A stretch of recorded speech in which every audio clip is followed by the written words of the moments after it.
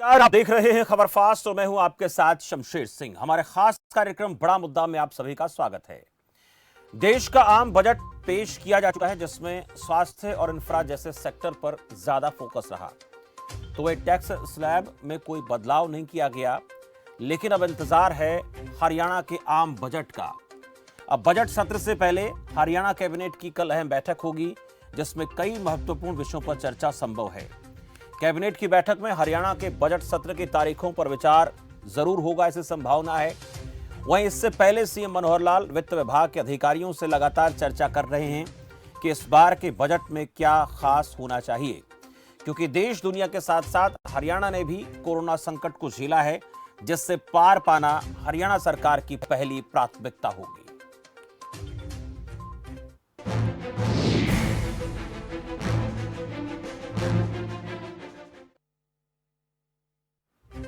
हरियाणा में BJP JJP गठबंधन की सरकार है। गठबंधन सरकार के कार्यकाल का समय 1 साल से ज्यादा हो चुका है और गठबंधन में सरकार बनाने के दौरान यह तय हुआ था कि दोनों पार्टियां कॉमन मिनिमम प्रोग्राम के तहत सरकार चलाएंगी, जिसमें आपसी सहमति से निर्णय लेते हुए प्रदेश के विकास का पहिया गति पकड़ेगा। अब देखना दिलचस्प होगा कि कॉमन मिनिमम प्रोग्राम के कौन कौन से मुद्दों पर कल बैठक में बातचीत हो सकती है। वह यह भी माना जा रहा है कि अब की बार बजट में स्वास्थ्य, रोजगार और महिलाओं पर ज्यादा फोकस रह सकता है। खेती किसानी जैसे जुड़े मसलों पर गंभीर बातचीत की संभावना है।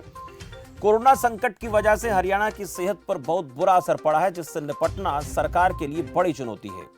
आज बड़ा मुद्दा में कल की कैबिनेट की बैठक में होने वाले अहम मसलों में क्या हो सकता है, इस पर चर्चा करेंगे और यह भी जानने की कोशिश करेंगे कि सरकार के पास कोरोना संकट से निपटने के लिए क्या खास योजना है। बैठक में कल चर्चा के मुख्य बिंदु ग्राफिक्स के जरिए आपको हम दिखा रहे हैं। छोटे दुकानदारों, कामगारों के मसले पर बातचीत की संभावना है, क्योंकि सबसे ज्यादा असर इन पर पड़ा है। कोरोना महामारी के असर से उभारने पर चर्चा होगी कि कैसे प्रदेश गति पकड़े। कोरोना वैक्सीनेशन पर भी मंथन की संभावना है। कैबिनेट बैठक में बजट सत्र पर चर्चा होगी, ऐसा कह सकते हैं, ये बहुत महत्वपूर्ण है। और बजट सत्र की तारीखों का ऐलान कल संभव कि किस तारीख को बजट सत्र शुरू होगा और कब से कब तक चलेगा। विपक्ष के सवालों के जवाब पर रणनीति बनेगी। विपक्ष को किस प्रकार से उनके सवालों का जवाब देना है। वृद्धावस्था सम्मान पेंशन बढ़ाने पर विचार संभव, क्योंकि वो कोरोना संकट के चलते इस बार नहीं बढ़ी है। किसान आंदोलन पर गंभीर मंथन होगा, ऐसा माना जा सकता है। ये कुछ बातें जिन पर बातचीत हो सकती है, लेकिन इसके अलावा और कौन से मसले हैं या और कौन से महत्वपूर्ण मुद्दे होने हैं जिन पर बातचीत हो सकती है, ये हम आज की इस खास चर्चा में जानने समझने की कोशिश करेंगे। क्योंकि जो नुकसान हुआ है हरियाणा को इस कोरोना संकट में, खासकर रोजगार के मसले के ऊपर, उस पर सरकार को बहुत काम करना है। पिछले 1 साल के दौरान देश की हालत के साथ साथ हरियाणा प्रदेश की हालत भी बहुत खराब हुई। खेतीबाड़ी क्षेत्र को छोड़ दें तो बाकी जगहों पर बहुत बुरा असर पड़ा। इन तमाम चीजों पर बात करेंगे। निवेश की संभावनाएं कैसे हरियाणा में और ज्यादा प्रबल हो सकती हैं और इसके लिए सरकार की प्लानिंग क्या है, और विपक्ष के पास सरकार से सवाल करने को लेकर इस बार क्या रहेगा, ये विपक्ष के लोग बताएंगे। और सरकार क्या सोच रही है, ये सरकार के पक्ष के लोग बताएंगे। और इन दोनों पर अपनी राय प्रकट करने के लिए मेरे साथ आर्थिक जगत से जुड़े आर.के. आर्य, जो अर्थशास्त्री के तौर पर मेरे साथ जुड़ चुके हैं, परिचय कराता हूं आपका मेहमानों से। आर.के. आर्य जी, बहुत बहुत स्वागत है आपका इस खास चर्चा में। आर.एन. मलिक मेरे साथ, राजनीतिक विश्लेषक। मलिक साहब, आपका भी बहुत बहुत स्वागत है। विनीत पुनिया, सचिव एआईसीसी। विनीत जी, बहुत बहुत स्वागत है आपका भी। विजेंद्र नेहरा मेरे साथ, प्रवक्ता भारतीय जनता पार्टी से। नेहरा साहब, बहुत बहुत स्वागत है आपका भी इस चर्चा में जुड़ने के लिए। मैं पहले मलिक साहब आपके पास आऊंगा, क्योंकि कल एक महत्वपूर्ण बैठक होनी है और ये माना जाए कि बजट सत्र से पहले की आखिरी बैठक हो सकती है। हालांकि इसके बारे में कुछ कंफर्म तो नहीं कह सकते, लेकिन उस बजट सत्र को लेकर बातचीत की संभावनाएं हैं कि क्या, कब शुरू करें, कितने दिनों तक चलेगा। और इसके साथ साथ जो 1 साल का एक ये संकट काल रहा पूरे देश के सामने, प्रदेश के सामने, दुनिया के सामने, इस पर बातचीत होना लाजमी है। और क्या क्या आपकी नजर में कल महत्वपूर्ण हो सकता है, क्योंकि ये गठबंधन की सरकार और गठबंधन की सरकार को उस हिसाब से निर्णय लेने भी पड़ेंगे। दोनों पार्टियों का मान सम्मान और कॉमन मिनिमम प्रोग्राम होना बेहद जरूरी है। देखिए सैसी, मैंने बहुत सालों से बजट देखता रहता हूँ, गवर्नमेंट ऑफ इंडिया के भी, स्टेट्स के भी। कांग्रेस के राज में भी, बीजेपी के राज में भी, और जो वीपी सिंह की सरकार थी उस राज में भी, हरियाणा में भी लोक दल की सरकार, कांग्रेस की सरकार, बीजेपी की सरकार, जिस ढंग से बजट प्रेजेंट होना चाहिए उससे कोई भी नहीं करती, किसी सरकार ने किया आज तक। शुरू के जो नेहरू जी के वक्त की बात है वो कुछ और है, वो बहुत काबिल फाइनेंस मिनिस्टर होते थे, वो ठीक ढंग से बजट प्रेजेंट करते थे। बजट होता नॉर्मली पहले मार्च में होता, फरवरी में होने लगा। अच्छा अगर बजट बनाना है तो उसकी कम से कम 2 महीने पहले से तैयारियां शुरू होनी चाहिए। सब एमएलए से पूछना चाहिए, चाहे वो पोजीशन के हो चाहे रूलिंग के हो, कि बताओ भी अच्छी अच्छी प्रोजेक्ट बताओ जो अगले साल के लिए हम क्या लें। वो चीज वो एक्सरसाइज हुई नहीं। कैबिनेट में तो 8-10 आदमी होते हैं, वो 2-4 बातें बता देंगे। आजकल सब सरकारों की एक ही नियत है, यदि रेवड़ी बांटो राज करो, थोड़ा सा पेंशन बढ़ा दो, थोड़ा लेडीज की वो जैसे पहले करते थे कि वो रक्षाबंधन होगा उस दिन किराया नहीं लगेगा, इस तरह की जो कॉस्मेटिक नेचर की बात है ना, उस पर ज्यादा जोर रहा है सरकारों का, चाहे वो पंजाब की हो चाहे हरियाणा की हो। और इस साल तो और भी क्रिटिकल ईयर है, क्योंकि पिछले साल कोरोना से देश की भी स्टेट की भी economy that was hardest hit. इसलिए अब तो बजट के 2 भाग होने चाहिए। पार्ट 1 में होना चाहिए कि हमने कितना बजट पिछली साल दिया था और कितना पैसा हम सब डिपार्टमेंट को दे पाए और किस डिपार्टमेंट का कितना लॉस हुआ। फॉर एग्जाम्पल ट्रांसपोर्ट डिपार्टमेंट है, अब वो गाड़ी बसें चली नहीं, थोड़ी चली, एंड मार के चली है, तो काफी करोड़, कोई 1000-2000 करोड़ का जरूर नुकसान किया होगा। इसी तरह सब डिपार्टमेंट्स का देखना, कहा सरकार को एक खजाने में पैसा नहीं आया, तो पहली बात तक वो जो नुकसान है उसकी भरपाई कैसे होगी। दूसरी बात जरूरी है जो कोई सरकार नहीं बताती, जो अपोजिशन में आएंगे तो उंगली उठाएंगे, वो है कि सरकार ने कितना लोन और ले लिया। पहली बात तो ये, और उस लोन का हर साल हम कितना ब्याज दे रहे हैं। अब कोई तो कहता जी 1.5 लाख करोड़ का लोन हमारे सिर पे, कोई कहता जी 2 लाख करोड़ का है, कोई कहता 3 लाख करोड़ का है। अब कम से कम अगर मान लो 2 लाख करोड़ भी ब्याज हो, बैंकों से ले रखा हो सरकार के सर पे, तो कम से कम 20,000 करोड़ रुपया तो बैंकों को एज इंटरेस्ट देना पड़ेगा। और स्टेट की जो एक्रूवल्स है उसमें से 20,000 करोड़ निकल गया तो बचा क्या। तीसरी बात कि इंफ्रा कोई बड़ी प्रोजेक्ट आने वाली है कि नहीं है, जिससे आम आदमी को भी राहत मिले, स्टेट की इकोनॉमी बढ़े। अभी तक किसी प्रोजेक्ट की कोई बात नहीं हुई है। हरियाणा के लिए सबसे जरूरी है जो प्रोजेक्ट है वो रिवर यमुना के ऊपर 3 डैम बनने, उसके बगैर हमारी पानी की बहुत बुरी हालत खस्ता हो रही है और आगे और भी हो जाएगी। नहरों में पानी है नहीं। और एग्रीकल्चर देखिए, देश की इकोनॉमी की रीढ़ की हड्डी होती है एग्रीकल्चर, और एग्रीकल्चर की रीढ़ की हड्डी होती है इरिगेशन वाटर। अब इरिगेशन वाटर जितना पहले था वो भी नहीं रहा। उसका कारण ये है कि काफी कुछ नहरी पानी शहरों की वाटर सप्लाई के लिए डाइवर्ट होने लग गया है।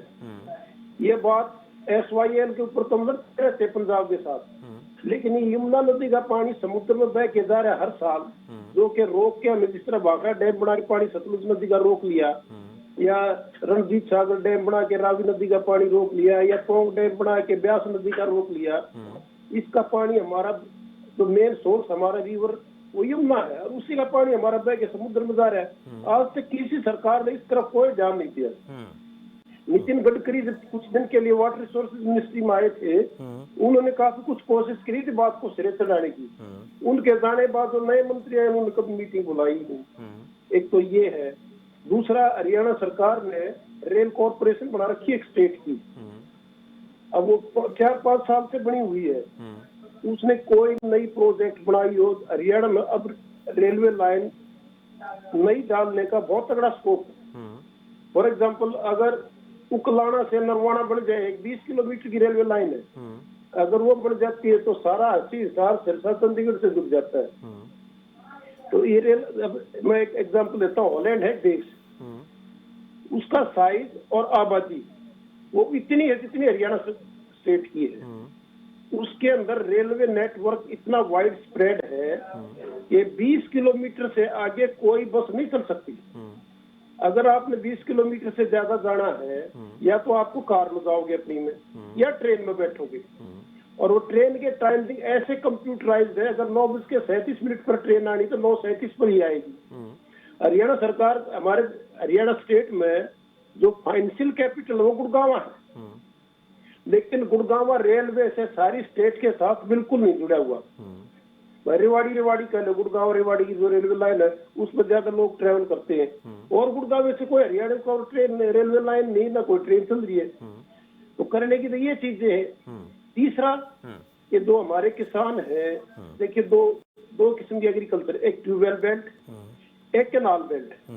ट्यूबवेल बेल्ट में तो फिर भी कुछ काम चल रहा है, ट्यूबवेल का पानी अपना लोग इरिगेशन कर लेते हैं, इतनी उनकी हालत खराब नहीं है अम्बाला डिस्ट्रिक्ट को छोड़ के, क्यों वहाँ ट्यूबवेल का 70 जो है ना काफी 600-700 फुट चला गया है, इसलिए वहां भी नहर, लोगों की डिमांड होगी नहर लाओ।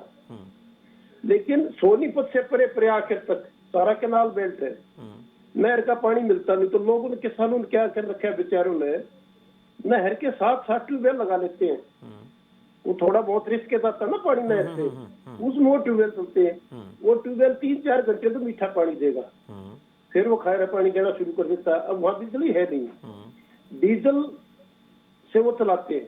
1 एकड़ पानी 18 घंटे चलाओगे तब भरता है, और 2500 रुपये डीजल का खर्चा आ जाता है। सरकार ने एक प्रोजेक्ट शुरू की थी कि हम सोलर पंप देंगे, 90% सब्सिडी सरकार देगी, 10% किसान खर्चेगा। ये बहुत ही अच्छी स्कीम थी, लेकिन आज तक उस स्कीम के तहत एक भी सोलर पंप नहीं लगाया, एक भी, दावे के साथ कह सकता हूँ। तो इसलिए चाहिए था कि सरकार को चाहिए कि देखो भाई, एक सारे एमएलए से पूछना चाहिए भाई आप बड़े हल्के कोई अच्छी प्रोजेक्ट बताओ भाई, और जो दूसरे एक्सपर्ट है लोग, यानी आउटसाइड असेंबली से बाहर के नॉन एक्सपर्ट्स, उनसे बुला के बताइए भाई हमने हरियाणा के, देखिए टारगेट होना चाहिए कि हमने हरियाणा स्टेट को नंबर 1 बनाना देश के अंदर। और ये भी देखना कि जो दूसरे देश है, जैसे हॉलैंड का एग्जाम्पल दिया, बेल्जियम है, बेल्जियम हमारे से छोटा है, वो इतने आगे क्यों चलेगा, हम इतने पीछे क्यों हैं? इतने ऑफिसर विदेशों का टूर करके आते, मंत्री विदेशों का टूर करके आते, कोई आज तक वहां से चीज हम लेके आए? तो हमारी जो दूरदर्शिता है वो इतनी दूर की होनी बिल्कुल मलिक साहब, आपके पास आ रहा हूँ, छोटा कमेंट बाकी और लोगों से भी ले लेता। आपने कई सारी बातें रखी हैं, मैं बजेंद्र नेहरा जी, मुझे लगता है कि उन चीज़ों पर, ये सारी बातें जो इस वक्त सुन रहे हैं, ये कुछ बातें पक्ष रखने की होती हैं। सरकार को किन मसलों पर सोचना चाहिए, एक्सपर्ट लोग बताते हैं, जैसे कि आपने बहुत सी बातें बताई। अब RK आर्य जी के पास चलूंगा। अर्थशास्त्री, जो चीज़ें अर्थशास्त्र के लिहाज से, इकोनॉमी के लिहाज से, रोजगार के लिहाज से, देश की GDP को ग्रोथ के लिहाज से हरियाणा प्रदेश में होनी चाहिए, उनमें क्या संभावना है वो तलाश रहे हैं, और इस बार किन चीज़ों पर फोकस सरकार का रहना चाहिए? RK आर्य जी। देखिए कि ऐसा है कि 1,42,000 करोड़ का बजट था लास्ट टाइम का, बिल्कुल। और रिवेन्यू का जो पोजीशन थी वो मार्च से खराब होते होते अभी भी सर्विस सेक्टर में वीकनेस है, और सर्विस सेक्टर 50% कंट्रीब्यूट करता है GDP में हरियाणा का, अदरवाइज एवरेज 55% कंट्रीब्यूट करता है। तो जैसे जैसे एंटरटेनमेंट और हॉल वगैरह खुलेंगे, वहां से GST रिवेन्यू वगैरह आना शुरू होगा। अभी जो सर्विस सेक्टर ने कम कंट्रीब्यूट किया है, तो मैं ये समझता हूं कि अगर ऑल इंडिया बेसिस पे जो कॉन्ट्रैक्शन हुई है वो 7.7% की हुई है, इसकी भी हरियाणा की भी लगभग 8% जो GDP है वो कॉन्ट्रैक्ट हुआ होगा। रफली 10% इसका GDP पॉजिटिव रहता रहा है, नेशनल एवरेज से काफी ज्यादा रहा है, क्योंकि छोटी इकोनॉमी है। इंडस्ट्रियलाइजेशन 30% है, जबकि टोटल ऑल इंडिया एवरेज जो इंडस्ट्रियलाइजेशन है वो 28% है। और इसके चलते जो कॉन्ट्रैक्शन हुई है ये पूरी कवर नहीं हो पाएगी। जो रिवेन्यू है वो 1,42,000 करोड़ जो पहला था उतना ही रह जाएगा, क्योंकि इनकी जो बोरोइंग लिमिट है स्टेट्स की वो बढ़ा दी गई है। लगभग पहले 2.5% तक था इनका GDP का, अब ये ले सकते हैं 4% तक, तो 1.5% वो है। और सरकार ने 10,000 करोड़ का एडिशनल, सेंट्रल गवर्नमेंट ने इनको डेवलपमेंट एक्सपेंडिचर देने का वायदा किया है। तो कुल मिलाकर 1,42,000 करोड़ के आसपास बजट जब रहेगा तो प्रायोरिटी वही रहेगी। अब प्रोजेक्ट ट्रिपल पी पे लाने होंगे और मेरे ख्याल से स्टैंप ड्यूटी को थोड़ा बहुत ईज करके रियल एस्टेट में एक्सपेंडिचर को बढ़ाना पड़ेगा ताकि रिवेन्यू और बढ़े, ज्यादा से ज्यादा रजिस्ट्रीज हो सके। और पिछले दिनों में हरियाणा सरकार ने ये शुरू कर दिया था कि जो हाउस टैक्सेस है उस पे लगाम कसी जाए ताकि प्रॉपर्टी टैक्स बराबर आए। इस तरह से वैट भी सरकार का बढ़ा हुआ है, हरियाणा का भी डीजल के ऊपर, और जो स्टेट एक्साइज ड्यूटी है उसको इस बार बढ़ाया जा सकता है या कुछ कुछ ऐसे प्रावधान करके रिवेन्यू को कलेक्ट करके उतना 1,40,000 करोड़ के आसपास करके जो प्रोजेक्ट पिछली बार के पेंडिंग रह गए थे उनको पूरा किया जा सकता है ताकि ग्रोथ जो है थोड़ी बहुत पॉजिटिव डायरेक्शन में चली जाए जी। और जहां तक एम्प्लॉयमेंट का सवाल है, हरियाणा के अंदर जो एक्सपोर्ट वगैरह का 0.6% कंट्रीब्यूट करता है, जैसे कि इलेक्ट्रॉनिक्स गुड्स है, राइस है, हैंडलूम है, ये कुछ 7-8 आइटम है जो कि आईटी सर्विसेज है। परंतु ज्यादातर प्रोजेक्ट जहां कहीं पे भी स्पेशल इकोनॉमिक जोन्स बनाए गए हैं उनको सरकार चालू करने की कोशिश करेगी और एफडीआई जो है उसको अट्रैक्ट करके और ट्रिपल पी में प्रोजेक्ट लगाकर विकास की गति बढ़ाने की कोशिश करेगी। मेरे ख्याल से उतना कोई ज्यादा संकट नहीं आएगा। अगर अनएम्प्लॉयमेंट का रेट 9.2% एवरेज का है तो हरियाणा का वैसे भी कम है, क्योंकि कुछ स्टेट्स जैसे कि पानीपत है, यमुनानगर है, फरीदाबाद है, करनाल है, 6 स्टेट्स जो है काफी इंडस्ट्रियलाइज्ड हैं और माइक्रो फाइनेंसिंग भी हरियाणा के अंदर मेवात एरिया में सबसे ज्यादा है। तो मेरे ख्याल से आर्थिक दृष्टिकोण से इसको कोई ज्यादा संकट से जूझना नहीं पड़ेगा। सिर्फ ये है कि जो फिस्कल डेफिसिट बढ़ेगा वो रिवेन्यू को कैसे काउंटर करेगी, क्योंकि छोटी स्टेट्स होने के नाते रिवेन्यू जनरेशन की कैपेसिटी कम है, एम्प्लॉयमेंट की इलास्टिसिटी ठीक है, पर कैपिटा इनकम भी ठीक है, परंतु जो मैक्रो लेवल की सिचुएशन है उसके साथ थोड़ा बहुत मुशक्कत करना पड़ेगा। तो इंफ्रास्ट्रक्चर में सरकार को और प्रोजेक्ट लगाने पड़ेंगे ताकि एक्सपोर्ट बढ़े या जो इंटरनल कंजम्पशन है वो किस तरह से बढ़ा सकते हैं ताकि जीएसटी का लेवल बढ़े। मेरे ख्याल से ये भी हो सकता है यदि सरकार 1,40,000 के आसपास अगर बजट पेश करती है तो संकट ज्यादा नहीं रहेगा। अगर इससे कम करती है, करेगी नहीं, क्योंकि भारत सरकार ने ये वायदा किया है कि जो स्टेट्स हैं उतने साइज का ही बजट रख लें, आरबीआई से extra ways and means advances लेकर बोरोइंग कर और हो सकता है कि हरियाणा फाइनेंशियल कॉर्पोरेशन भी इसके लिए एडिशनल बोरोइंग करे, क्योंकि कोई और डेवलपमेंट एजेंसी हमारे यहाँ पर नहीं है। और इसके साथ साथ जो नॉन बैंकिंग फाइनेंस कंपनीज हैं जो एमएसएमई फंक्शन में नहीं है उनको भी प्रमोट करके उनसे भी कुछ फंड्स लेकर सरकार कर सकती है, या एक special vehicle arrangement purpose vehicle भी कर सकती है कि जो एनबीएफसी हैं वो सरकार को लोन दें, या म्यूचुअल फंड इंडस्ट्रीज भी सरकार के बॉन्ड खरीद करती है। परंतु ये बजट से स्पष्ट होगा कि स्पेशल पर्पस व्हीकल जो है वो किस तरह से लॉन्च करती है ताकि जो रिवेन्यू की पोजीशन है स्टार्टिंग में वो डगमगाए नहीं। अगर वो डगमगाती है तो डेफिनेटली पर कैपिटा इनकम और अनएम्प्लॉयमेंट बढ़ेगी, जो दोनों क्रिटिकल फैक्टर हैं। इसके साथ पॉइंट ये एक पॉलिटिकल इश्यू उठा है कि जेजेपी के कुछ एमएलए उन्होंने ये कहा है कि हमें रोल बैक के लिए कहना है, परंतु चीफ मिनिस्टर उस पर साइलेंट रहे हैं। तो ये जो डिवीजन बन रहा है और अभय चौटाला ने भी आईएनएलडी से रिजाइन किया है, तो फार्मर्स को कैसे संतुष्ट करेगी सरकार, डिपेंड करता है कि वो उनके लिए इंफ्रास्ट्रक्चर का किस तरह से अरेंजमेंट कर सकती है, या एलोकेशन बढ़ाकर उनको जो डिसप्लीज हुए हैं फार्मर्स उनको प्लीज कर सकती है। तो जी। एक डबल एक बर्डन आएगा सरकार के ऊपर, एक तो कोलैप्स रिवेन्यू के साथ सेटल करना, और दूसरा जो फार्मर्स के इश्यूज जो बॉर्डर्स पर बैठे हुए हैं और उनको जो आघात पहुंच रहा है, ये सरकार की जिम्मेवारी है।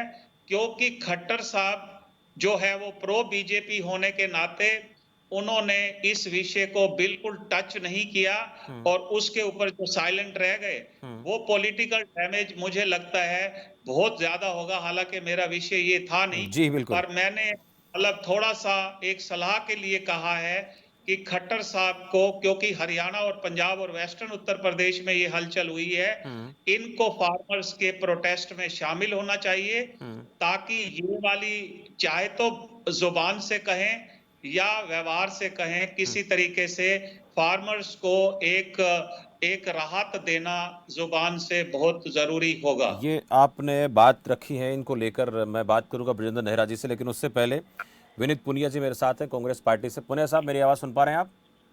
मैं बिल्कुल सुन पा रहा हूँ शमशेर जी। विनीत पुनिया जी, जो ये जो सारी बातें हैं, हमारे साथ दो खास मेहमान हैं जो अलग अलग विषयों पर बात उन्होंने रखी हैं।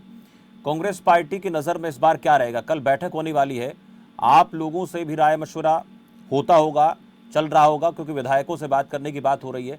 क्या मुख्य बातें ऐसी हैं जो इस बार बजट सत्र शुरू हो उसमें आप लोग रखना चाहते हैं या सरकार को बताना चाहते हैं इस मंच के जरिए भी? और उन बातों को लेकर मैं नेहरा साहब से पूछूंगा। जी देखिए, मैं ज्यादा लंबी चौड़ी बात नहीं कहना चाहता। मैं ये कहना चाहता हूँ कि देखो, सरकार को जिन चीजों पे ध्यान देना चाहिए, एक तो रोजगार पे ध्यान देना चाहिए कि रोजगार घटे हैं, कम हुए हैं, लगातार कम हुए हैं। दूसरा, जो सरकार की जो गलत नीतियां रही हैं जिसके कारण महंगाई बढ़ी है, उसको सरकार को कंट्रोल करना चाहिए। जैसे मैं बताऊंगा कि पिछले 6 साल में जो खट्टर साहब की सरकार रही है, उसने वेट जो है पेट्रोल और डीजल पे लगातार बढ़ाया है। एक तरफ मोदी जी बढ़ा रहे हैं, एक तरफ खट्टर साहब बढ़ा रहे हैं। तो हम जरूर चाहेंगे कि जो इन्होंने वेट बढ़ाया है, 6 रुपए 38 पैसे इन्होंने डीजल पर बढ़ाया है और 5 रुपए 24 पैसे पेट्रोल पर बढ़ाया है, कम से कम वो तो तुरंत वापस लें। पहली एक्सपेक्टेशन तो ये रहेगी कि वो पेट्रोल और डीजल पर जो एडिशनल इन्होंने वेट लगाया है वो वापस करें। रोजगार को लेकर ध्यान दें। तीसरी चीजें, जो एडवर्टीजमेंट निकल चुकी हैं, जो नौकरियों के लिए निकल चुकी हैं, जिनको रिजल्ट डिक्लेयर हो चुके हैं, उन सब लोगों को ज्वाइन करवाया जाए, क्योंकि ये सरकार लगातार बार बार उनको टाल रही है। तीसरी चीज जो मुझे लगता है कि बहुत इंपॉर्टेंट है कि किसानों को राहत मिलनी चाहिए। जो आजकल क्या है कि सरकार ने बजट का महत्व लगातार कम किया है। आप देखेंगे कि पिछली बार जब बजट आया था उसमें 2 लाख करोड़ रुपए लोन था हरियाणा के ऊपर, और हमारी नजर उस पर जरूर रहेगी कि इस बार वो लोन कितना बढ़ता है। आप देख रहे हैं कि आसपास इस सरकार में पिछले 6 साल में एक भी नई यूनिवर्सिटी नहीं बनी, एक भी कोई कॉलेज नहीं बनाए जा रहे, कोई हॉस्पिटल नहीं खुल रहे हैं, नए स्कूल नहीं बन रहे हैं। और मैं आपको हैरानी होगी ये जानकर, जो इन्होंने संस्कृत टीचर्स की अपॉइंटमेंट की थी 2 साल पहले, वो आज तक उनको ज्वाइन नहीं करवाया है। और हमें ये पता लग रहा है कि उनको हटाने की तैयारी में है, उनको ज्वाइन नहीं करवाने की तैयारी ये सरकार कर रही है। तो मेरा ये कहना है कि सरकार बजट पे ध्यान दे, लोगों के ऊपर ध्यान दे, महंगाई को कंट्रोल करने की कोशिश करे, बेरोजगारी को कंट्रोल करने की कोशिश करे, और ऐसे कदम उठाए जिससे लोगों को राहत मिले। इस पूरे कोरोना में अगर आप देखेंगे कि इस सरकार ने लोगों को राहत नहीं दिया है, बार बार उन पे चोट मारी गई है। तो हम ये निवेदन कर रहे हैं सरकार से कि आप कृपा करके जनता के बारे में सोचिए, पेट्रोल डीजल पर वैट घटाइए, जो किराए आपने बजट के बाद बढ़ाए थे उनको वापस घटाइए। क्योंकि बजट इन्होंने जो किराए बढ़ाए थे ये कह के बढ़ाए थे कि हमें तो क्योंकि पेट्रोल डीजल के रेट बढ़ गए इसलिए बढ़ा रहे हैं। अब क्योंकि ये डबल मार करते हैं, पूरा दुनिया में जो कच्चे तेल की वैल्यू है वो कम हो रही है, हमारे यहाँ पेट्रोल और डीजल बढ़ता जा रहा है। ये सिर्फ और सिर्फ सरकार की गलत नीतियों के कारण बढ़ रहा है। तो मेरा निवेदन ये है कि जो किराया बढ़ाए गए वो कम किए जाएं, जो बिजली के दाम बढ़ाए गए वो कम किए जाएं, बेरोजगारी पे ध्यान दिया जाए, वैट जो बढ़ाया वो कम किया जाए। ठीक है, पूछते हैं। नेहरा साहब, आपने आर के आर्य जी को सुना, मलिक साहब को भी सुना, विनीत पुनिया की बातों को भी आपने सुना। किसान की हालत को सुधारने को लेकर सब बात कर रहे हैं, यमुना पर बांध बनाने को लेकर बात रखी है आर मलिक साहब ने, और इसके अलावा जिन जिन सेक्टर में इस वक्त ज़्यादा रोजगार का संकट खड़ा हो गया है उसको बेहतर करने की ज़रूरत है। और एक जो देश में कनेक्टिविटी की बात आती है उसमें हरियाणा प्रदेश की बात करें तो छोटा सा राज्य है, कनेक्टिविटी बेहतर होनी चाहिए। रेल प्रोजेक्ट को लेकर बात हुई और इंफ्रास्ट्रक्चर जितना ज़्यादा डेवलप किया जा सकता है, किया जाना चाहिए, उसको लेकर बात हो रही है। उससे संभावनाएं बढ़ेंगी रोजगार की, और किसान को कम लागत कैसे आए अपनी खेती बाड़ी में, क्योंकि हरियाणा कृषि प्रधान प्रदेश है, तो वो आज जो आंदोलन कर रहा है उससे कहीं ना कहीं थोड़ा सा मनाने में सरकार कामयाब हो पाएगी। इन मसलों पर जानना चाहूँगा और बात आपसे ये भी करूँगा कि कल जो बैठक हो रही है वो किन किन खास मुद्दों पर हो सकती है। हालांकि हमारे पास जो बातें पहुँच रही हैं बता रहे हैं, लेकिन फिर भी आपसे जानना चाहेंगे क्या महत्वपूर्ण रहेगा। जी, आवाज़ आ रही है आपकी, थोड़ा जोर से। हाँ, आवाज़ बढ़ा। देखिए, हरियाणा सरकार ने पहले ही जिस तरह से कल एक घोषणा की है कि 5 लाख जो कर्मचारी हैं और जो पेंशनर्स हैं उनके जो 20 लाख आश्रित हैं उनको एक बड़ी सौगात दी है शमशेर जी। इसमें जो है जो कैशलेस की जो फैसिलिटी पहले सरकार 5 लाख रुपए तक देती थी उसको अनलिमिटेड कर दिया है। तो एक बहुत बड़ी सौगात है। वित्त विभाग ने इसकी मंजूरी दे दी और बजट में इस राशि का प्रावधान सरकार करेगी।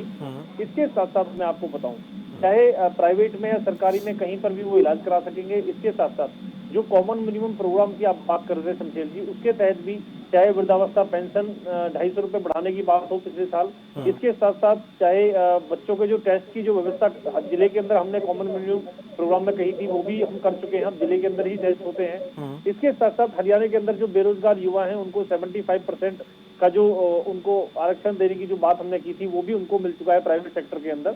और जो पानी का मुद्दा जो कृषि अर्थशास्त्री जो उन्होंने उठाया था, तो मैं बताना चाहूंगा शमशेर जी 325 ऐसी टेल थी हरियाणा प्रदेश के अंदर जहां जब से हरियाणा बना है तब से कभी पानी नहीं पहुंचा। वहां भी सरकार ने पानी पहुंचाने का काम किया है और मेवात भी उसमें से एक है। इसके साथ साथ मैं बताना चाहूंगा पिछले वर्ष भी शमशेर जी चाहे शिक्षा है, स्वास्थ्य है, कृषि है, सुरक्षा है और महिलाओं की सुरक्षा के साथ साथ महिलाओं की शिक्षा के साथ साथ बेरोजगारी का जो विषय है इस पे सरकार ने बड़ा काम किया है। और शमशेर जी 1 लाख सरकारी नौकरी और 5 से 6 लाख तक प्राइवेट सेक्टर के माध्यम से रोजगार देने का काम हरियाणा प्रदेश के अंदर पिछले 5 साल में इस सरकार ने, हरियाणा सरकार ने करने का काम किया है। इसके लिए किसानों के लिए मैं आपको बताना चाहूंगा भावांतर भरपाई योजना जो शमशेर जी हरियाणा सरकार ने चलाई थी उसका अनुसरण केंद्र ने भी किया है और केंद्र ने पूरे देश में भावांतर भरपाई योजना को लागू करने का काम किया है। जिस तरह से 21 प्रकार के फल और सब्जी उनका रेट सरकार ने तय किया है, उससे कम पे मंडी में बिकता है। अगर वो मेरी फसल मेरे ब्यौरा पर रजिस्ट्रेशन उसका है तो मान लीजिए प्याज का 6 रुपए तय किया है, 4 रुपए में बिकती है तो 2 रुपए की भरपाई हरियाणा सरकार करेगी। इसी तरह से गोभी है, प्याज है, टमाटर है, आलू है, हर तरह की जो फल सब्जी है उनके लिए भावांतर भरपाई योजना सरकार लेके आई है। और इसके साथ साथ पीएम सम्मान निधि के तौर पे जो 6000 रुपए प्रतिवर्ष मिल रहे हैं। और इस बार कृषि जो अभी मेरे साथी बता रहे थे कांग्रेसी साथी, वो एक जानकारी अपनी करेक्ट कर ले कि सरकार ने 2.5 रुपए पेट्रोल पे और 4 रुपए डीजल पे जो कृषि सेस लगाया है वो किसानों की बेहतरी के लिए है। सरकार को जो टैक्स पहले मिल रहा था उस टैक्स में से सरकार ने अपनी कटौती करके वो जो पैसा है वो कृषि के कल्याण के लिए इस्तेमाल होगा। आम जनता पर शमशेर जी उसका कोई नुकसान नहीं है, आम जनता को उससे कोई दिक्कत नहीं है, वो पैसा आम जनता पर नहीं बढ़ाया जाएगा। मैं इसको करेक्ट कर देना चाहता हूं जो उन्होंने बात की थी। दूसरा देखिए वो वैट की बात कर रहे थे, वो जो आप बता रहे हैं ना सेस की बात नहीं रही थी, वैट की बात हो रही थी। विनीत पुनिया कुछ कहना चाहते हैं। विनीत पुनिया जी नहीं शमशेर जी मैं एक मिनट, मैं पूरी बात, एक मिनट, वो बीच में उंगली उठा रहे हैं फिर आपके पास ही आ रहा हूँ। विनीत पुनिया जी कोई बात नहीं, तो बाद में उनके नंबर पर लेना ना सर। नहीं आप कुछ ही बोलते चले जाएंगे क्या? एक मिनट आप पूछ लेते, नोट कर लीजिए सर, अपने नंबर पे मेरा जवाब दे देना। मैं आप ही के पास आ रहा हूँ नेहरा जी, फिर आप ही के पास आ रहा हूँ। देखिए आपको वक्त मिलेगा पूरी बात रखें क्योंकि सरकार आपकी है, तो सरकार का पक्ष रखना हम चाहते हैं, पूरी बात जनता तक पहुंचे। विनीत पुनिया जी देखिए मैं दोबारा रिपीट कर देता हूँ। खट्टर साहब की जब सरकार आई उसके बाद से खट्टर सरकार ने 5 रुपए 24 पैसे पेट्रोल पर, 6 रुपए 38 पैसे डीजल पर वैट में बढ़ोतरी की है। वैट ठीक है। जो केंद्र सरकार की जो बात कर रहे थे, मैं फिर पर बता देता हूं। सुनिए मैं बताता हूं आपको पुनिया जी। नहीं बहुत इंपॉर्टेंट बात है, प्लीज पूरा चलिए सुन लीजिए। 23 रुपए 78 पैसे एक्साइज ड्यूटी बढ़ाई है केंद्र सरकार ने। 28 रुपए 37 पैसे प्रति लीटर डीजल पर बढ़ाया है। पुनिया जी मैं आपका जवाब दे रहा हूँ। ठीक है ये जो 2.5 रुपए है ये उससे अलग है। चलिए एक मिनट पुनिया जी सुन लीजिए। पुनिया जी, एक बार बात पूरी करा लेते, ठीक है, पूरे करें। ये 2.5 रुपए अलग नहीं है या उसी? गजेंद्र नेहरा जी, आपको बताता हूँ, देखिए आप अपनी बात पूरी करें। देखिए, हाँ पुनिया जी देखिए, मैं बताना चाहूंगा, एक आपने जो बात की थी कि कोई नया स्कूल कॉलेज या मेडिकल कॉलेज नहीं खोला, मैं आपको पुनिया जी आपकी जानकारी आंकड़ों के साथ बता रहा हूं। 51 महाविद्यालय पिछले 5 वर्ष के कार्यकाल में सरकार ने खोले हैं, आप देख लेना, चेक कर लेना। उसमें से 31 तो सिर्फ महिलाओं के हैं।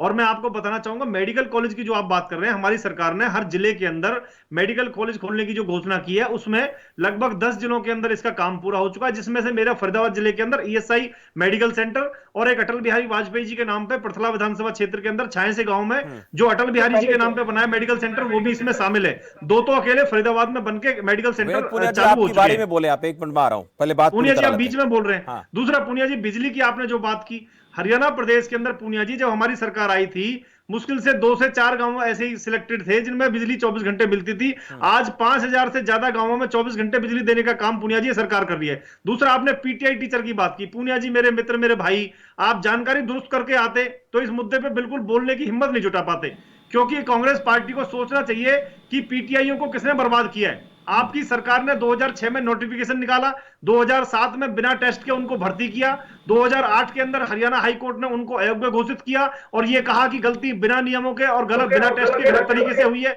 आपके कांग्रेस के मुख्यमंत्री ने आपके कांग्रेस के वकील वहां पे खड़े किए, कपिल सिब्बल जी ने उनसे 1 करोड़ रुपए लिए, जो पीटीआई टीचरों का कहना है। सुप्रीम कोर्ट से भी उनको हरवा दिया और सुप्रीम कोर्ट ने हरियाणा सरकार को निर्देश दिया कि इनको बाहर निकाल के, क्योंकि ये भर्ती आपने गलत तरीके से की है, नए पीटीआई भर्ती किया जाए। हमने माननीय सर्वोच्च न्यायालय के आदेश का पालन किया, हमने नए वो भर्ती किए। उसके साथ साथ हमने फिर भी शमशेर जी उनको कंसीडर करने के लिए जिन 20,000 लोगों ने उस समय अप्लाई किया था, उन्हीं से दोबारा अप्लाई कराया। और इसके साथ साथ हमने 24,000 रुपए महीने के हिसाब से एक टेम्परेरी बेस पे, कॉन्ट्रैक्ट बेस पे उन जो बाकी जो पीटीआई टीचर बच गए उनको भी एडजस्ट करने के लिए हमने एक नियम बना दिया है। इसके साथ साथ आप लोगों को सोचना चाहिए पुनिया जी कि आपने किस तरह से भर्ती की थी, उनका बर्बाद पीटीआई टीचरों को कांग्रेस पार्टी ने किया है। हरियाणा सरकार को कोई लेना देना नहीं है। रोकूंगा, छोटा सा ब्रेक हम लेंगे, ब्रेक के बाद हम जल्द लौटेंगे तो चर्चा इसी बात पे करेंगे कि कल जो बैठक होगी उसमें बजट सत्र की तारीखों को लेकर चर्चा होनी लाजमी है, लेकिन यह भी महत्वपूर्ण है कि क्या अहम मुद्दे इस बार हो सकते हैं, किन बातों पर फोकस रहना चाहिए, किसान को कैसे बेहतर किया जाए, रोजगार की जो हमारे देश में स्थिति है उसको और बेहतर कैसे किया जाए, और इसके साथ साथ ये भी जरूरी है कि देश में इंफ्रास्ट्रक्चर को डेवलप करना बहुत जरूरी है और कम खर्चे में, कम लागत में देश की खेती किसानी को बेहतर किया जाए। और जो आंदोलन किसान कर रहे हैं इस पर भी मंत्रणा होना लाजमी है, क्योंकि जो ज्यादा इस वक्त आंदोलन चल रहा है उसमें सेंटर पॉइंट बना हुआ हरियाणा बना हुआ है। फिलहाल एक ब्रेक का वक्त है, ब्रेक के बाद जल्द हाजिर होते हैं।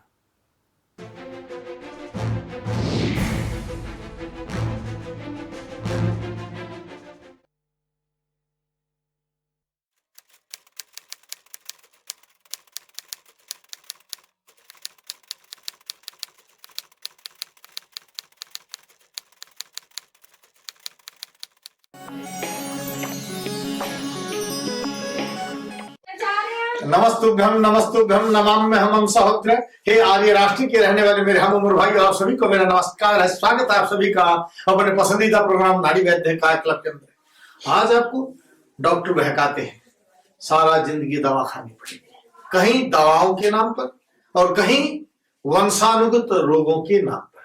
वंशानुगत रोग कौन से होते हैं पहले ये समझिए। जन्मजात किसी भी रोग को ठीक नहीं किया जा सकता और जन्म के पश्चात होने वाले प्रत्येक रोग को ठीक किया जा सकता है, चाहे वो वंशानुगत हो, चाहे वो दवाइयों की कमी से हो या डॉक्टरों की कमी के कारण कोई बीमारी पैदा हो गई है, उस प्रत्येक रोग को ठीक किया जा सकता है। सर्वाइकल, माइग्रेन, बीपी, एसिडिटी, कब्ज, नमूनिया, दमा, किसी भी प्रकार का चर्म रोग, और भले ही आप एचआईवी और एड्स से ग्रसित क्यों न हो, प्रत्येक रोग को आयुर्वेद में सही तरीके से सदा के लिए ठीक किया जा सकता है, क्योंकि आयुर्वेद रोग के कारण को दूर करता है और शरीर में रोग से लड़ने की ताकत को पैदा करता है, यानी इम्यून सिस्टम को मजबूत बनाता है। जब आपके शरीर में रोग से लड़ने की ताकत पैदा हो जाती है तो कोई भी रोग ठीक होने के लिए असाध्य नहीं कहा जा सकता, प्रत्येक रोग को ठीक किया जा सकता है। अधिक जानकारी के लिए इन नंबरों पर संपर्क कीजिए या हमारी वेबसाइट nvkbhat.com पर जाइए। सेहत से जुड़ा हो कोई भी सवाल, विशेषज्ञ बताएंगे समाधान। कैसे रहें निरोग और स्वस्थ। आपका डॉक्टर अब नए समय पर, रोजाना दोपहर 1:55 पर, सिर्फ खबर फास्ट पर।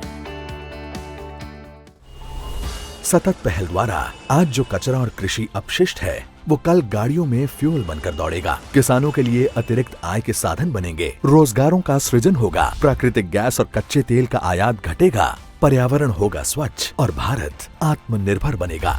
सतत पहल, sustainable alternative towards affordable transportation. सक्षम पेट्रोलियम और प्राकृतिक गैस मंत्रालय की पहल, PCRA एवं भारत सरकार द्वारा जनहित में जारी। सांग ड्रामा भजन रागनी गावे सब कलाकार सुनो, VSPL यूट्यूब चैनल पे रंगों की झनकार सुनो, VSPL यूट्यूब चैनल पे रंगों की झनकार सुनो। गरीब को सस्ती दवाई मिले, गरीब को दवाई के बिना मरने की नौबत ना आए, इसलिए पूरे देश में जन औषधि भंडारों का अभियान चलाया है। भारतीय जन औषधि परियोजना के अंतर्गत अब तक देश भर में हजारों जन औषधि केंद्र खोले जा चुके हैं, जहां पर उच्च गुणवत्ता वाली जेनेरिक दवाइयां बाजार मूल्य से 90% तक की कम कीमत पर उपलब्ध हैं। जन औषधि का निशान है उच्च गुणवत्ता की पहचान। इसे देखकर ही दवाई खरीदें। अधिक जानकारी के लिए हमारे मोबाइल ऐप जन औषधि सुगम को डाउनलोड करें या हमारे टोल फ्री नंबर 1800-180-8080 पर कॉल करें। समर्थ भारत, आत्मनिर्भर भारत।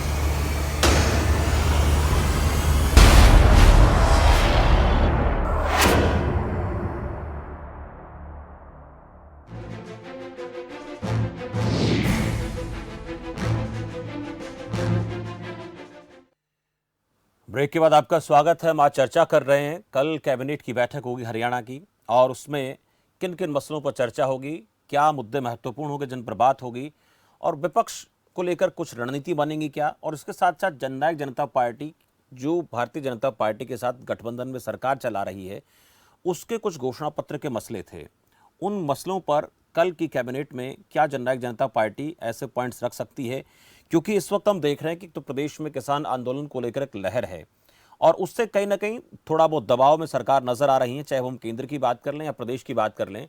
अब ऐसे में जो विपक्ष है उसके सामने कितना बड़ा अवसर अब उसके तौर पर वो देख पा रहा है, और दूसरा जो इस वक्त गठबंधन में जेजेपी है वो अपनी मांगों को मनवाने के लिए किस प्रकार की रणनीति बना सकती है कल की बैठक में, उस पर बात मैं करूंगा। मेरे साथ RK आर्य हैं, RN मलिक साहब भी हैं, विनीत पुनिया, बजेंद्र नेहरा वैसे जुड़े हुए हैं। मलिक साहब, दो बातें हैं, एक तो जननायक जनता पार्टी का जो चुनावी घोषणा पत्र था उसमें 5100 रुपये बुढ़ापा पेंशन की बात उन्होंने की थी, और दूसरा कि 250 रुपये बढ़ने की बात हुई, लेकिन इस बार उसको भी रोका गया है। दूसरा ये पॉइंट इसमें एक और ऐड करूंगा मैं कि पुरानी पेंशन नीति को बहाल करने की बात वो करता रहा है, जननायक जनता पार्टी के घोषणा पत्र में बातें थी। और विपक्ष की बात कर लेंगे, कुछ ऐसे मसले जो विपक्ष के सामने इस वक्त परिस्थितियां हैं वो कितनी अनुकूल आप देख पा रहे हैं, ताकि वो अपनी बातों को मनवाने के लिए अपने मुद्दों को सरकार के सामने रखने में कामयाब हो पाएंगे, ऐसा लगता है आपको, या फिर ऐसा कुछ नहीं सरकार पर दबाव इस वक्त? देखिए, ऐसे ये जो घोषणा पत्र में बहुत बातें कही जाती है, जब वो पार्टी पावर में आ जाती है उनको करती नहीं। जब उनसे पूछते हैं ना भाई आपने घोषणा पत्र में इतनी बात की, जब क्यों नहीं कर रहे, तो उनका एक जवाब होता है जब ब्याह के सारे गीत सच्चे नहीं होते। 2014 में मैं पॉलिटिक्स में घोषणा नहीं करता, बीजेपी ने कहा 2000 पेंशन होगी, वो फिर पावर में आ गई, वो फाइनेंस डिपार्टमेंट ने कहा 2000 तो नहीं दोगे तो बहुत हो जाएगा, सरकार को घाटा। तो उन्होंने क्या किया कि 1000 किसको 1250, फिर अगले साल 1500, फिर 17.5 यूं करके लास्ट तक 2000 कर दिया। अब वो भी जेजेपी ने कह दिया 5100 करेंगे। जेजेपी इलेक्शन से पहले तो बीजेपी को दुनिया भर की गालियां दिया करती, फिर वो मिलके भाई भाई बन गए। तो ये पॉलिटिक्स में मैं नहीं जानता। मैं किसान की बात करूंगा। आपने कहा था ना कि भाई इतने किसान धरने पर बैठे हैं, या हमारी रीढ़ की हड्डी एग्रीकल्चर है। एग्रीकल्चर वो कौन करते हैं? किसान करते हैं। फॉरगेटिंग अबाउट के ये इनके वो जो मुद्दे ठीक है नहीं है, उसमें मैं भी नहीं जाना चाहता। आज का किसान ये कहता है कि मेरा किसानों से बहुत संपर्क, मैं गांव में जाता हूँ, सारी बातें होती हैं कि जी हमारी 3 चीज कर दो और कुछ नहीं चाहिए। ये बीजेपी और प्रवक्ता से मेरी रिक्वेस्ट है, ध्यान से सुने। मेरा पॉलिटिक्स से कोई नाता नहीं। नंबर 1, वो कहता हमारे को ये जो इलाज के लिए प्राइवेट डॉक्टरों के से द्वारा हमारी जो लूट होती है ना, इस लूट से बता दो।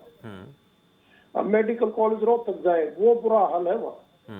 अब मेरे दोस्त की मदर के ना वो केमोथेरेपी होनी है, तो वो मेडिकल में ले, उसकी मदर ने ये कहा भाई इससे अच्छा तो तुम मेरे को वैसे मार दे, मेरे सरकारी मत ले जा। हमारे गांव में हॉस्पिटल है, सीएम साहब गए थे। अमरजीत सिंह जो उनके ओएसडी थी वो हमारे गाँव के थे। मैं अमरजीत को ले गया सिविल हॉस्पिटल में, देख इसकी हालत देखो।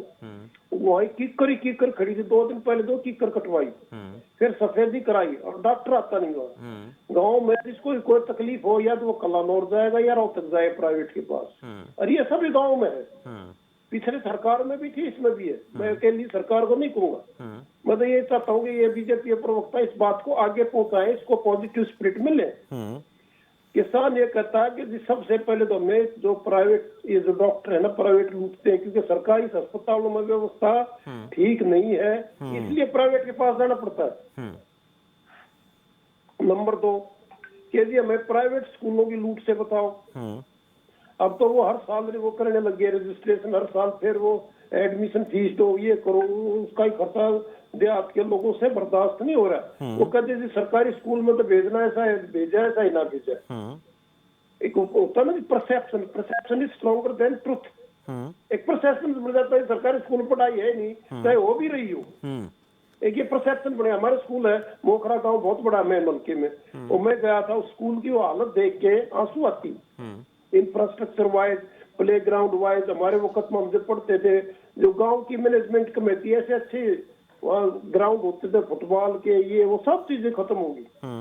तीसरा वो कहते थे हमें नहरी पानी की उचित व्यवस्था कर दो या हमें सोलर पंप दे दो। सरकार ने एक सबसे पहले एक बहुत अच्छी चीज की थी बीजेपी सरकार ने, वो मैं इकोनॉमी के लिए बताता हूँ। उन्होंने ये कहा था जो भी मकान 500 गज से बड़ा है वो 1 किलोवाट का सोलर पावर प्लांट लगाएगा छत पर मिनिमम। और जो इंस्टीट्यूशन है वो 5% ऑफ दी अप्लाइड लोड लगाएंगे। अगर इस प्रोजेक्ट को सिरे तक चढ़ा देते, उसकी इम्प्लीमेंटेशन इज 0, किसी ने लगाया। अगर इस प्रोजेक्ट को सिरे चढ़ा देते तो इकोनॉमी बूस्ट होता, सेविंग इन पावर होती और लड़कों को नौकरियां मिलती। तो मेरा ये कहना है कि देखिए साहब, ये जो कर दिया ना हमने, बुढ़ापा पेंशन बढ़ा दी और उनको सरकारी कर्मचारियों को ये सौगात दे दी, ये सब कॉस्मेटिक नेचर की बातें हैं। कोई बड़ा काम करके दिखाओ। जी ठीक है मलिक साहब, मैं आर.के. आर्य जी के पास जाऊंगा। आर.के. आर्य जी, जो बातें मलिक साहब कह रहे हैं, सरकारी सिस्टम को बेहतर कर दो, नहरों को दुरुस्त कर दो, बिजली का जो खपत आती है, जो खर्च आता है किसान का, उसको कम कर दो, तो हरियाणा डीजल का रेट तो कम हो जाए, लेकिन अगर सोलर पंप लग गए तो डीजल की जरूरत पे किसान को नहीं पड़ेगी। अगर ऐसी चीजें लग जाएं तो ये चीजें आर्थिक दृष्टि से, अर्थव्यवस्था के लिहाज से, भारत की जीडीपी के लिहाज से कितनी महत्वपूर्ण है, इनसे कितना फायदा आपको नजर आता है? क्योंकि ये चीजें होती है तो फिर जो हम निजीकरण की तरफ इस वक्त बढ़ रहे हैं, जो निजी संस्थानों की तरफ हमारा रुझान इस वक्त नजर आता है, इस बार के बजट में भी हमने देखा और पहले भी होता आया। तो एक तरफ तो ये पक्ष है, दूसरा ये पक्ष है, हम कहां खड़े हैं और कहां हमें जाना चाहिए? देखिए कि अभी गवर्नमेंट ने ये अनाउंस किया है कि 300 पब्लिक सेक्टर्स हैं इस बार, 24 रह जाएंगी, बाकी जो है सारी की सारी को प्राइवेटाइज करना है 5 साल के अंदर अंदर। अभी अनाउंस बिल्कुल क्लियरली कर दिया है, क्योंकि भारत सरकार का 111 लाख करोड़ का जो है नेशनल इंफ्रास्ट्रक्चर पाइपलाइन है, उसको पूरा करना है 5 सालों के अंदर। तो उसी तरह से स्टेटों को भी करना पड़ेगा। कि जहां जहां पब्लिक सेक्टर तो वैसे अब रहे ही नहीं सरकारों के, स्टेट गवर्नमेंट्स के, परंतु जहां कहीं पे भी लैंड वगैरह पड़ी है सरकार की, जैसे कि HMT पिंजौर वगैरह है या इंडियन ड्रग्स फार्मास्यूटिकल लिमिटेड की लैंड पड़ी है गुड़गांव में, जहां कहीं भी है उससे कैश अर्निंग करना बड़ा जरूरी है। दूसरा, रही रिवेन्यू को ज्यादा खर्च करने की बात, अब वो ये टाइम नहीं रहा 2-3 साल तक, क्योंकि कॉन्ट्रैक्शन इतना हैवी हुआ है कि आप कहें कि स्कूल खुल जाएं और उसमें टीचर लग जाएं और इतनी सरकारी एम्प्लॉयमेंट जनरेट हो जाए। पिछली बार इस सरकार ने 3000 PN की वैकेंसीज लगाई थी, फराश और PN की। आपको मैं बताऊं कि ये एक गलत धारणा है कि हम सरकारी नौकरी दे रहे हैं। एक तरफ तो आप डेली वेजेस पे 9000 पे देते हो सिक्योरिटी वाले को, और जहां पे आपने सरकारी संस्थानों में एम्प्लॉइज को लगाया है, मेरे ख्याल PN की 20,000 से कम नहीं है, और काम कहां से जनरेट करोगे? काम तो उनके बिना भी चल रहा था, परंतु ये दिखावे के लिए जो शोशेबाजी है ये हरियाणा सरकार की बहुत ज्यादा है कि पहले करप्शन होती रही रिक्रूटमेंट में, और अब हम उसको ठीक क्या कर रहे हैं और फालतू की नौकरियां दे रहे हैं। डाउन साइजिंग करना सरकार के लिए बहुत महत्वपूर्ण है, और रिवेन्यू को इस तरह से वेस्ट करना, मतलब वो जो यूथ है, लगभग आप देखिए कि 65% पॉपुलेशन 35 वर्ष तक की है। इस टाइम जो डेमोग्राफिक डिविडेंड का टाइम था वो अगर हमने वेस्ट कर दिया तो 2040 तक डिपेंडेंसी रेशियो बहुत बढ़ जाएगी, और आपकी जो इंटरजेनरेशनल इक्विटी है वो जीरो होगी, और उस टाइम पॉल्यूशन भी बहुत ज्यादा होगा। और आपने क्लाइमेट चेंज का अभी परिणाम कल परसों में देख लिया है चमोली में, कि पूरे का पूरा पहाड़ जो बर्फ का है गिर गया और उसके अंदर हताहत हो गए लोग।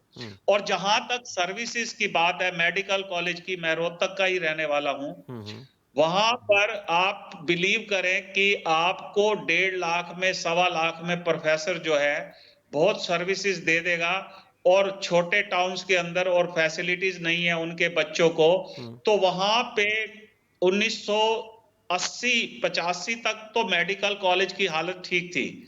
उसके बाद उसके अंदर लगातार डिटेरियरेशन आ रही है, क्योंकि क्वालिटी के प्रोफेसर वहां पर टिकते नहीं है, और ना हेल्थ का एक्सपेंडिचर, टोटल एक्सपेंडिचर जो है स्टेट्स का हो सकता है 7-8% हो, परंतु नेशनल लेवल पर केवल 1% से भी कम था। अभी उसको बढ़ाकर 137% किया है।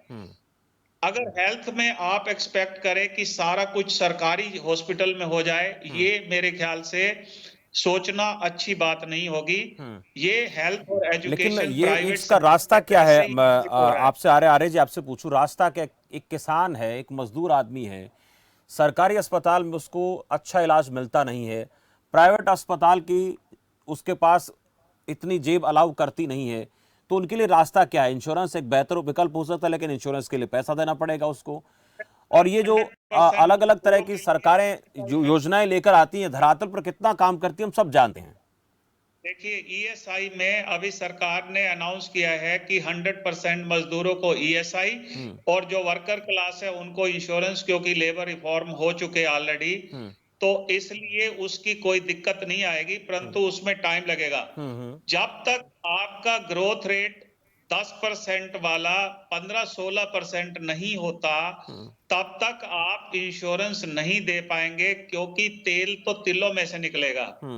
आपका ग्रोथ रेट रहे 10% पर रुका हुआ, और आप प्लीज करते रहे रिक्रूटमेंट में और इधर उधर खर्चा, तो डेवलपमेंट कहां से होगी? जब तक इंफ्रास्ट्रक्चर, सोशल इंफ्रास्ट्रक्चर आप नहीं क्रिएट करेंगे तो फैसिलिटीज कहां से देंगे? एक पढ़ाई को लेकर बात रखी थी मलिक साहब ने कि एजुकेशन की बात हो रही है, गरीब आदमी के बच्चे के लिए पढ़ाई के लिए अच्छे स्कूल नहीं है, और प्राइवेट का ऐसा सिस्टम चल गया है। ये कुछ चीजें हैं, इनसे अगर देश का किसान या आम आदमी बच जाए तो उसको बहुत कुछ सहूलियत मिलेगी, वो कम आमदनी में भी अपना परिवार चला लेगा। इसके लिए क्या तैयारी है? इसके लिए भी ग्रोथ रेट पर डिपेंड करना पड़ेगा हमें? नहीं, देखिए, ऐसा है कि जो आप एजुकेशन की बात करते हैं, जरा स्कूल की स्ट्रेंथ देख लीजिए ये सीनियर सेकेंडरी स्कूल्स हैं, इनके अंदर 300 से ज्यादा की स्ट्रेंथ नहीं है। आप चाहे बहादुरगढ़ देख लीजिए, रोहतक, फरीदाबाद, मैं बिल्कुल क्लोजली देखता हूं, इनकी स्ट्रेंथ ही नहीं है। परंतु आप कहें कि गरीब लोग तो पढ़े और स्कूल का साइज बहुत बड़ा हो और स्ट्रेंथ 300 की है, तो पर कैपिटा जो एक्सपेंडिचर है, टीचर्स तो आपको उतने रखने पड़ेंगे। चाहे छठी में 8 स्टूडेंट बैठे चाहे 40 बैठे, टीचर तो एक रहेगा। 7वीं में चाहे 15 स्टूडेंट बैठे या 40 बैठे, खर्चा तो उतना रहेगा, पीएन उतने आएंगे और स्वीपिंग उतनी होगी। तो ये सब कुछ आप सोचे कि मिड डे मील गरीब स्टूडेंट्स के लिए एक कंपार्टमेंटलाइज अप्रोच हो जाए और इतना बड़ा स्कूल और 200 स्टूडेंट रहें, ये अनरियलिस्टिक बातें हैं। इसके लिए गवर्नमेंट की जो सेंट्रल गवर्नमेंट की पॉलिसी है वो गलत है, जिसके अंदर आप देखेंगे कि प्राइवेटाइजेशन इस टाइम 80% से ज्यादा है, ऑल ओवर इंडिया की बात कह रहा हूं, और 20% है जो जिसकी डिपेंडेंस गवर्नमेंट की है। तो गरीबों के लिए जो है, जो कैश ट्रांसफर है स्टूडेंट्स के लिए, वो एक विकल्प है कि आप प्रति स्टूडेंट जो है यूनिफॉर्म के अलावा अभी तक जो शेड्यूल्ड कास्ट शेड्यूल्ड ट्राइब को मिलता था खर्चा, वो सभी को मिले। और साथ ही साथ लड़कियों के लिए और लड़कों के लिए पर स्टूडेंट मैं सोचता हूं कि 300 रुपए कैश ट्रांसफर कर दी जाए। ये जो revenue instead of spending on teachers, आप इन कैश ट्रांसफर कर दो। अब ये कहीं पे भी पढ़े, जितने भी प्राइवेट स्कूल्स हैं 2 से 4:30 बजे तक, हर प्राइवेट स्कूल जिनको हुड्डा से लैंड प्राप्त हुई है वहां पर क्लासें लगती हैं, 150-200 स्टूडेंट वहां पर एजुकेशन पा रहे हैं। तो एजुकेशन के लिए कोई दिक्कत नहीं है यदि गवर्नमेंट उसको सपोर्ट दे दे, बानिस्बत आप सरकारी नौकरियां दे के उसको करे। आज एक नर्स जो है गुजरात के अंदर, पुलिसमैन और नर्स 6,000 पा करके वही 8 घंटे की ड्यूटी दे रहे हैं। हरियाणा के अंदर 25,000 पे नर्स को देकर आप उससे फुल टाइम ड्यूटी नहीं ले पा रहे और फिर कंप्लेंट्स भी आ रही हैं। तो रिवेन्यू को क्यों खर्चा आप कर रहे हैं? तो प्राइवेटाइजेशन एक सोल्यूशन है, और इंश्योरेंस कर देना और कैश ट्रांसफर कर देना।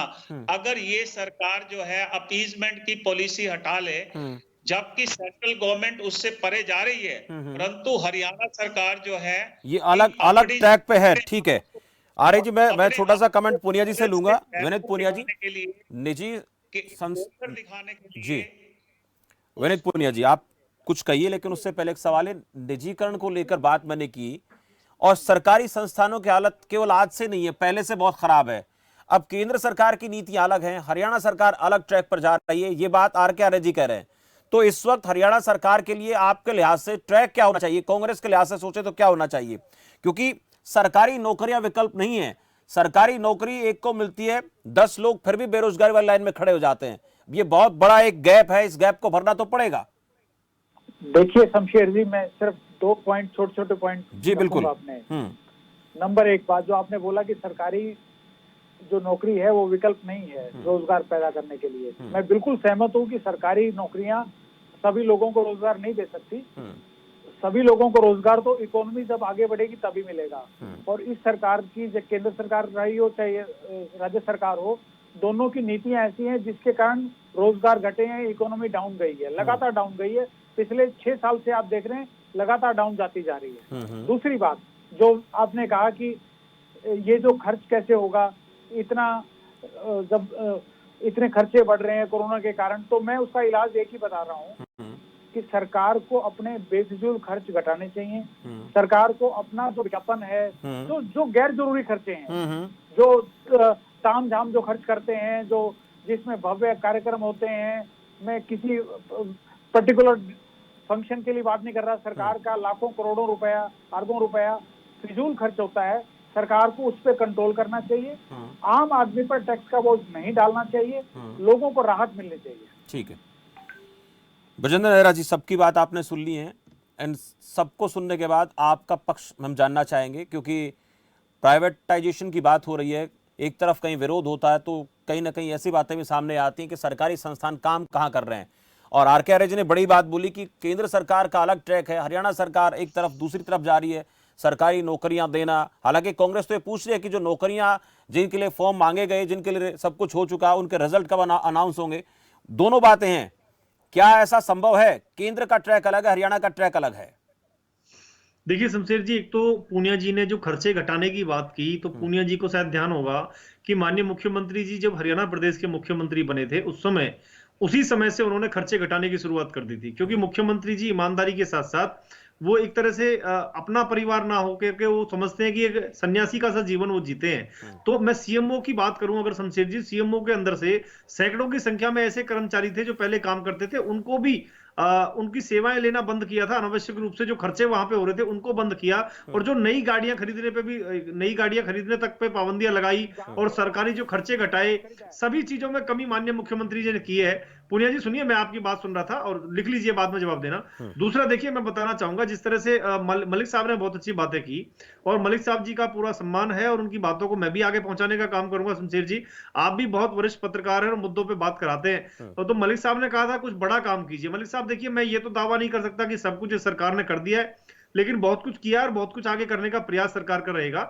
जैसे हिसार के अंदर हमने जो एयरपोर्ट पे जो मलिक साहब जो हमने बनाना शुरू किया था, कुछ लोग मजाक उड़ाते थे कि यहां से हवाई जहाज कभी उड़ेगा नहीं, तो वहां से हवाई जहाजों ने उड़ान भरनी मलिक साहब शुरू कर दिए। दूसरा, 7 नई और 5 लाइनें जो वो बिछेंगी, इसके साथ साथ 12 प्रोजेक्ट को 7,302 करोड़ रुपए की मंजूरी मिली है, जो रेल के प्रोजेक्ट है हमारे हरियाणा प्रदेश के अंदर। ये भी मैं मानता हूं बहुत बड़ा काम है। मलिक साहब ने एक सवाल उठाया था पेंशन को लेके। मलिक साहब, हमने ये कहा था हम अपने 5 साल के शासनकाल में 2,000 पेंशन करेंगे, ये नहीं कहा था हम एक साथ करेंगे। हमने 5 साल समाप्त होने से पहले 2,000 शमशेर जी पेंशन कर दी थी और इसके साथ साथ हमने अपना वादा पूरा किया था। दूसरा, मलिक जी ने स्वास्थ्य के क्षेत्र में जो सुझाव दिए, मलिक जी आयुष्मान भारत योजना एक सरकार की मलिक साहब चलती है, आपको जानकारी होगी, आप बहुत बुद्धिमान हैं।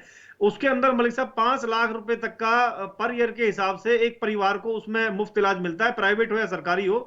इसके साथ साथ पीएससी और सीएससी जो हमने केंद्र खोले हुए हैं, स्वास्थ्य केंद्र उप स्वास्थ्य केंद्र गांव के अंदर, और जो हमारे पुराने अस्पताल हैं सरकारी, उनके अंदर मेडिकल सुविधा बढ़ाने के साथ साथ डॉक्टरों की भर्ती हमने दोगुनी कर दी है, आप देखिए। इसके साथ साथ मलिक साहब जो आपने गांव जो स्कूल की जो आपने बात की थी, मलिक साहब 51 महाविद्यालय 5 साल के शासनकाल में हमने खोले, ऑन रिकॉर्ड में कह रहा हूं। 31 महाविद्यालय उसमें से अकेले महिलाओं के हैं, और चाहे गेस्ट टीचर को हमने एडजस्ट करने का मामला हो, उनकी 25% सैलरी बढ़ाने का मामला हो, चाहे कंप्यूटर टीचरों की हमने सैलरी बढ़ाने का मामला हो, ये सारे काम हमने किए। इसके साथ साथ जो आपने सोलर पंप की जो बात की थी शमशेर जी, हमने पहली बार देखिए 10 साल के शासनकाल में हुड्डा सरकार एक भी किसान को नया कनेक्शन नहीं दे पाई। हमने 10,000 सोलर पंप के जो कनेक्शन है वो किसान भाइयों को अभी वितरित किए हैं। इसके अलावा अगले साल में 10 साल की और योजना हमने बनाई है। इसके साथ साथ देखिए बिजली को हमने बढ़ाने का काम किया है, किसान को अधिक पहले से हम बिजली दे रहे हैं, जिससे कि उसका कृषि उत्पादन। चलिए नैरा साहब, कल बैठक में क्या मुख्य बिंदु रहेंगे, इस पर हम सबकी नजर रहेगी। मैं आपको रोकूंगा, वक्त नहीं है मेरे पास, कल फिर हम चर्चा करेंगे। चल बैठक खत्म होगी, बैठक में किन बिंदु पर चर्चा होती है और क्या रोड मैप रहेगा इस 1 साल में हरियाणा को किधर ले जाना है, कौन कौन सी महत्वपूर्ण नीतियां जिनको लेकर इस बार के बजट सत्र में बातें होंगी, क्योंकि इस कोरोना के संकट से तो निपटना ही निपटना, इसके साथ साथ आने वाले 5-10 साल में हरियाणा की दिशा और दशा क्या होगी, उस पर भी इस बजट में बातें होना बेहद जरूरी है। आप सभी मेहमानों का बहुत बहुत शुक्रिया, इस खास चर्चा में जुड़े, आप सबने अपनी बातें रखी। और आर.के. आर्य जी, आपका भी धन्यवाद। मलिक साहब, आपका भी शुक्रिया। विनीत पुनिया जी, आपका भी। नैरा साहब, आपका भी बहुत बहुत शुक्रिया। कल हरियाणा कैबिनेट की बैठक है, महत्वपूर्ण बैठक है, जिसमें जो आज बातें निकलकर सामने आई, एक खास बात ये रही कि एक किसान जो है, मजदूर आदमी जो है या गरीब एक आदमी है, उसको सस्ती शिक्षा मिल जाए, सस्ती बिजली, सस्ता पानी मिल जाए और उसके ऊपर टैक्स का बोझ कम हो जाए, तो फिर उसकी हालत को सुधारा जा सकता है। दूसरी तरफ आर.के. आर्य जी ने कहा कि जो सरकारी हमारा सिस्टम है, उससे हम उतनी सेवाएं नहीं ले पाते हैं जितनी हमें उम्मीद है। और ये तो सब जानते हैं कि हमारा जो सरकारी सिस्टम है, उसमें नौकरी पाना आदमी का सपना होता है, लेकिन उसके बाद काम की जिम्मेदारियों की बात आती है तो उतना ज्यादा जिम्मेदारी से शायद वो काम करते हो, ये हमारी एक धारणा बनी हुई है। प्राइवेट संस्थानों की बात करें तो वहां थोड़े पैसे में बहुत बेहतर काम लोग करते दिखते हैं, और उससे कहीं ना कहीं जिस सिस्टम में जिस जगह पर हम काम करते हैं वो ग्रोथ भी करता है। अब केंद्र सरकार उस तरफ बढ़ रही है, ये बात केंद्र सरकार अपने बजट सत्र में इस बार कह चुकी है, लेकिन हरियाणा का ट्रैक देखें तो जैसे आर.के. आर्य जी कह रहे थे कि सरकारी सिस्टम को अभी ज्यादा डेवलप करने की बात हो रही है, नौकरियां वैकेंसीज निकालने की बात होती है, उस पर फोकस ना करके कुछ ऐसा किया जाए जो हमारे रोजगार के अवसरों को भी बढ़ाए और काम में स्किल को प्राथमिकता दे। अब उसके ऊपर क्या इस बार के बजट में बातें होती हैं, और जो गरीब कमजोर आदमी हैं उनके लिए क्या नीतियां बनती हैं, क्योंकि उनका भी ख्याल रखना बेहद जरूरी है, क्योंकि जितना निजी संस्थानों का फैलाव होगा उतना बोझ आम आदमी पर पड़ेगा। तो उसके बोझ को कम करने के लिए सरकार को कुछ ट्रांजैक्शन का जो सिस्टम में बनाना चाहिए, गरीब आदमी की जेब में पैसा डाला जाना चाहिए, वो इस बार हरियाणा में होता है कि नहीं होता है, देखेंगे। फिलहाल इस चर्चा में इतना ही। मुझे दीजिए इजाजत और आप देखते रहिए खबर फास्ट। नमस्कार।